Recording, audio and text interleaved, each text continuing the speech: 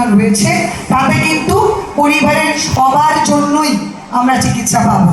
তাই আমার মহিলা হয়ে আপনাদের সবার কাছে একটা আবেদন, আপনারা কিন্তু বাড়ির স্তম্ভ, আপনারা এই বাড়িটাকে ধরে রাখেন। তাই আজকের দিনে কিন্তু আপনার শরীর, আপনার স্বাস্থ্য, এটাকে আর ইগনোর করার দরকার নেই টাকার কথা ভেবে বা আপনার সংসারের খরচ বাঁচানোর জন্য।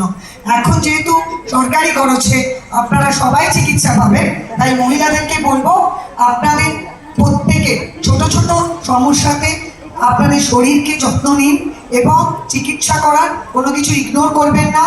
আপনি মা হিসেবে যদি সুস্থ থাকেন তাহলেই কিন্তু আপনার বাচ্চা এবং তদুপরি পুরো ফ্যামিলি সঙ্গে সঙ্গে আমাদের ভারত এগিয়ে যাবে, সুস্থ থাকবে এবং আমাদের মাননীয় প্রধানমন্ত্রী এবং মাননীয় মুখ্যমন্ত্রীর যে স্বপ্ন, সেই স্বপ্ন সফল হবে। Thank you. ম্যাডামকে আন্তরিক কৃতজ্ঞতা জানাই, অন্তরের